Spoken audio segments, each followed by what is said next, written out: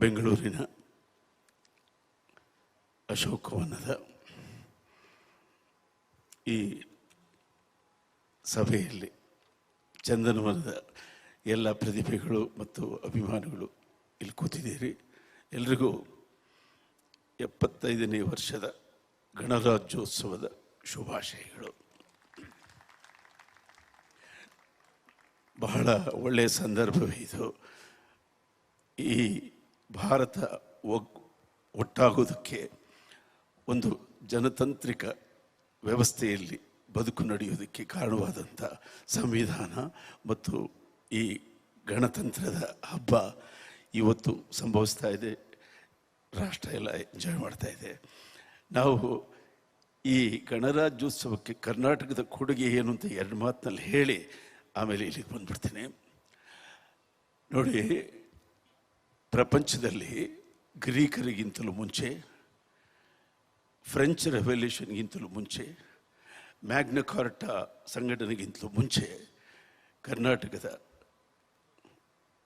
ಉತ್ತರ ಕರ್ನಾಟಕದಲ್ಲಿ ಬಸವಣ್ಣ ಅನ್ನುವ ಒಬ್ಬ ಮುತ್ಸದ್ದಿ ಹುಟ್ಟುತ್ತಾನೆ. ಅವನು ಜನತಂತ್ರಕ್ಕೆ ಒಂದು ಬೀಜೋತ್ಪತ್ತಿಯನ್ನು ಅನುಭವ ಮಂಟಪದ ಮುಖಾಂತರ ಕೊಡ್ತಾನೆ. ಅದಾದ ಮೇಲೆ ಭಾರತದಲ್ಲಿ ಸ್ವಾತಂತ್ರ್ಯ ಸಮರ ಆಗುತ್ತೆ. ಭಾರತ ಒಗ್ಗೂಡಬೇಕು, ಜನತಂತ್ರ ವ್ಯವಸ್ಥೆಗೆ ಒಳಪಡಬೇಕು ಅನ್ನುವಾಗ ಇನ್ನೂ ಅದರ ಕಲ್ಪನೆ ಕೂಡ ಯಾರಿಗೂ ಗೊತ್ತಿಲ್ಲದೆ ಇರುವಂಥ ಸಂದರ್ಭದಲ್ಲಿ ನಮ್ಮ ಮೈಸೂರಿನ ಬೆನವಲೆಂಟ್ ಕಿಂಗ್ ನಾಲ್ವಡಿ ಕೃಷ್ಣರಾಜ ಒಡೆಯರು ಪ್ರಜಾಪ್ರತಿನಿಧಿ ಸಭೆಯನ್ನು ರೂಪಿಸಿ ಜನತಂತ್ರದಿಂದ ಆಗಬಹುದಂಥ ಎಲ್ಲ ಅನುಕೂಲಗಳನ್ನು ಅವರು ಜಾರಿಗೆ ತಂದುಬಿಡ್ತಾರೆ. ಇಂಥ ಇಬ್ಬರು ಮಹನೀಯರು ಇಡೀ ಭಾರತಕ್ಕೆ ಜನತಂತ್ರದ ವ್ಯವಸ್ಥೆಯನ್ನು ಕಲ್ಪಿಸಿಕೊಟ್ಟ ಹೆಮ್ಮೆ ಕನ್ನಡಿಗರದು. ಆದ್ದರಿಂದ ನಾವು ಹೆಮ್ಮೆಯಿಂದ ಈ ಗಣರಾಜ್ಯೋತ್ಸವ ನಮ್ಮಿಂದ ಶುರುವಾಯಿತು ಅಂತ ಧೈರ್ಯವಾಗಿ ಹೇಳ್ಬೋದು.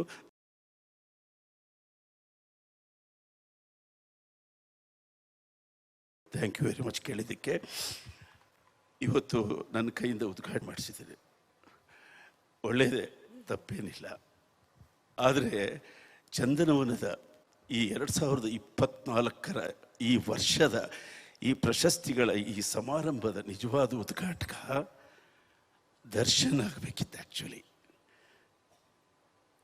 ದರ್ಶನ್, ನಮ್ಮ ನಟ ದರ್ಶನ್, ಏನು ಅವರಿಗೆ ಒಂದು ಫಲಕ ಇದೆ ನನಗೆ ಗೊತ್ತಿಲ್ಲ, ಅವರು ಉದ್ಘಾಟಿಸ್ಬೇಕಿದೆ ನಿಜವಾಗಿ. ಯಾಕೆಂದರೆ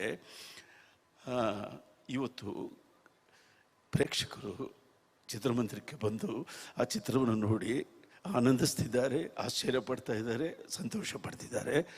ನಿರ್ಮಾಪಕ ಆನಂದದಿಂದ ತೇಲಾಡ್ತಾ ಇದ್ದಾನೆ. ಬಹಳ ಮುಖ್ಯ. ಯಾಕೆಂದರೆ ಈ ರಾಷ್ಟ್ರೀಯತೆಯ ಗುಂಗಿನಲ್ಲಿ ಪ್ರಾದೇಶಿಕತೆಯ ರಂಗು ಮಂಕಾಗ್ತಾ ಇದೆ. ಅಂಥ ಸಂದರ್ಭದಲ್ಲಿ ಪ್ರಾದೇಶಿಕ ಚಿತ್ರಗಳು ನಮ್ಮ ಕೈ ತಪ್ಪೋಗೋದು ಸಾಮಾನ್ಯ. ಎಲ್ಲಿ ನೋಡಿದ್ರು PAN India PAN India PAN India ಅನ್ನುವ ಕಾನ್ಸೆಪ್ಟಲ್ಲಿ ಪ್ರಾದೇಶಿಕತೆ ಮಹತ್ವ ಎಲ್ಲ ಹೋಗ್ತಾ ಇದ್ದರೆ ಇಲ್ಲಿನ ನಿರ್ಮಾಪಕರಿಗೆ ಕೈಗೆಟುಕುವ ಒಬ್ಬ ಹೀರೋ ಬೇಡವೇ? ಇಲ್ಲಿನ ಜನಕ್ಕೆ ಒಬ್ಬ ನಟ ನಾನಿದ್ದೀನಿ ಅಂತ ಹೇಳ್ಕೊಳ್ಳೋದು ಬೇಡವೇ? ಅದು ಈ ವರ್ಷ ಸಂಭವಿಸಿದೆ ದರ್ಶನ್ ಅವರ ಕಾಟೇರ ಚಿತ್ರದ ಮುಖಾಂತರ. ನಾನು ಬಹಳ ಸಂತೋಷದಿಂದ ಫ್ಯಾಮಿಲಿ ಸಮೇತ ಆ ಸಿನಿಮಾ ನೋಡಿದೆ. ಬಹಳ ಖುಷಿಯಾಯಿತು.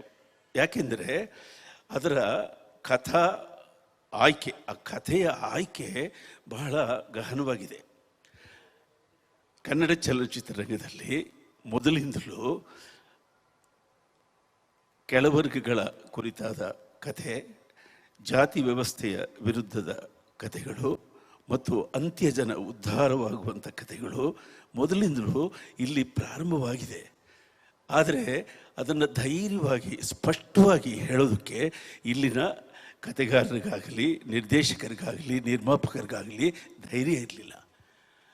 ಅವರ ಮನಸ್ಸು ಯಾವಾಗಲೂ ಒಂದು ತೂಗುದೀಪದ ಥರ ಇರೋದು. ತೂಗುದೀಪ ಅದು ಕಮರ್ಷಿಯಲ್ ಆಗಿರಬೇಕಾ, ವಿಮರ್ಶಾತ್ಮಕವಾಗಿರಬೇಕಾ, ಪ್ರತಿಭಟನಾತ್ಮಕವಾಗಿರ್ಬೇಕಾ ಅನ್ನೋ ನಿಷ್ಕರ್ಷೆಗೆ ಬರದೆ ಒಂದು ಕಾಲದಲ್ಲಿ ಚೋಮನ ದುಡಿ, ಇನ್ನೊಂದು ಕಾಲದಲ್ಲಿ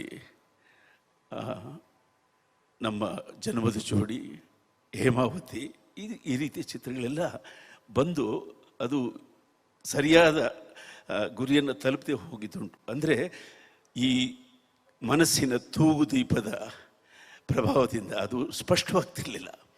ಆದರೆ ಈ ಕಾಟೇರ ಚಿತ್ರ ನೋಡಿದಾಗ ಇವತ್ತಿನ ಜಾತಿಯ ಸಮಸ್ಯೆಗಳು ಅದರ ಸ್ವರೂಪ ಬೇರೆ ಇದೆ, ಮತ್ತು ಅಂತ್ಯಜರ ಸಮಸ್ಯೆಗಳು ಬೇರೆ ಇದೆ, ಮತ್ತು ಜಾತಿಯನ್ನು ನಿರ್ವಹಿಸಬೇಕಾದಂಥ ಮಾರ್ಗಗಳು ಬೇರೆ ಇದೆ. ಆದರೂ ಕೂಡ ಕನ್ನಡ ಚಲನಚಿತ್ರರಂಗದ ಬೆಳ್ಳಿ ತೆರೆಯಲ್ಲಿ ಆ ತೂಗುದೀಪ ಆಗಿದ್ದ ಕಥೆಯ ಭಾವನೆ ಇವತ್ತು ಒಂದು ಬೆಳಗುದೀಪ ಆಗಿದೆ. ಈ ಬೆಳಗುದೀಪ ದರ್ಶನ್ಗೆ ಈ ಸಭೆಯಲ್ಲಿ ತಾವೆಲ್ಲ ದೊಡ್ಡದೊಂದು ಚಪ್ಪಾಳೆಯನ್ನು ಕೊಡ್ರಿ, ಒಳ್ಳೆಯದಾಗಲಿ. ಇಲ್ಲಿಂದ ಸಾಮಾನ್ಯ ನಿರ್ಮಾಪಕರಿಗೂ ಕೂಡ ಚಿತ್ರಗಳನ್ನು ನಿರ್ಮಿಸುವ ನಿಟ್ಟಿನಲ್ಲಿ ನಾಯಕ ನಟರುಗಳು ಹಸ್ತ ನೀಡಬೇಕು, ಸಹಾಯ ಹಸ್ತ ನೀಡಬೇಕು. ನಿರ್ದೇಶಕರು ಮತ್ತು ನಿರ್ಮಾಪಕರು ಹೇರಳವಾಗಿದ್ದಾರೆ. ಅವರೆಲ್ಲರಿಗೂ ಈ ನಾಯಕ ನಟರು ಸಹಾಯಸ್ಥ ನೀಡುವ ಮುಖಾಂತರ ಕನ್ನಡ ಚಲನಚಿತ್ರದ ಈ ಚರಿತ್ರೆಯನ್ನು, ಚಂದನವನದ ಚರಿತ್ರೆಯನ್ನು ಬೆಳಗಿಸ್ಬೇಕು ಅಂತ ನಾನು ಕೋರ್ಕೋತೀನಿ. Thank you very much.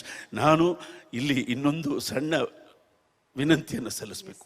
ಯಾಕೆಂದರೆ ಚಂದನವನ ನನಗೆ ಏನು ಕೊಟ್ಟಿಲ್ಲ, ಎಲ್ಲವನ್ನ ಕೊಟ್ಟಿದೆ. ಇವತ್ತು ಇಲ್ಲಿ 5 ಪ್ರಶಸ್ತಿಗಳನ್ನು ನನ್ನ ಕೈಯಿಂದ ಕೊಡಿಸಿ ಇದೊಂದು ಹೊಸ ಅನುಭವ ನನಗನ್ನಿಸ್ತು. ಈ ಪ್ರಶಸ್ತಿಗಳ ಸಾಲಲ್ಲಿ ನನ್ನದೊಂದು ಹೆಸರಿದ್ರೆ ಹೇಗಿರುತ್ತೆ ಅಂತ ಅನ್ನಿಸ್ತು. ನಾನು ಅನ್ಕೋತೀನಿ, ಒಂದು ಚಿನ್ನದ ಪದಕವನ್ನು ನನ್ನ ಹೆಸರಿನಲ್ಲಿ ನೀವು ಕೊಡೋದಾದರೆ ನಾನು ಪ್ರತಿ ವರ್ಷ ನನ್ನ ಚಿನ್ನದ ಪದಕದ ಜವಾಬ್ದಾರಿಯನ್ನು ನಾನು ನಿರ್ವಹಿಸ್ತೀನಿ. ಇಲ್ಲಿಂದ ಅತ್ಯುತ್ತಮ ಚಿತ್ರಕ್ಕೂ ಅಥವಾ ಅತ್ಯುತ್ತಮ ನಿರ್ದೇಶಕನಿಗೂ ಅಥವಾ ಯಾವುದಾದ್ರೂ ಅದು ಒಂದಕ್ಕೆ ಮೀಸಲಾಗಿದೆ. ಮುಂದಿನ ವರ್ಷದಿಂದ ಜಾರಿಗೆ ತರ್ತೀವಿ. ಅದು ಒಂದೇ ವಿಭಾಗಕ್ಕೆ ಬೇಡ, ಯಾವುದು ಆವತ್ತು ಬೆಸ್ಟ್ ಇರುತ್ತೋ ಅವ್ರಿಗೆ ಆ ಚಿನ್ನದ ಪದಕವನ್ನು ಕೊಡಿ. ನನಗೆ ಕನ್ನಡ ಚಿತ್ರರಂಗದಲ್ಲಿ ಎಲ್ಲ ವಿಭಾಗಗಳು ನನ್ನ ಆರ್ಗನ್ಗಳಿದ್ದಂಗೆ. ಆದ್ದರಿಂದ ಈ ಒನ್ ಬಾಡಿ 8 ಆರ್ಗನೈಸೇಷನ್ ಐಡಿಯಾ ತುಂಬ ಚೆನ್ನಾಗಿದೆ. ಅದಕ್ಕೆ ಉಪಯುಕ್ತವಾಗಲಿ ಅಂತ ಹಾರೈಸಿ ಎಲ್ರಿಗೂ ನನ್ನ ಮಾತನ್ನು ಪ್ರೀತಿಯಿಂದ ಒಪ್ಪಿಸಿ ನಮಸ್ಕಾರ ಮಾಡ್ತೇನೆ. Thank you.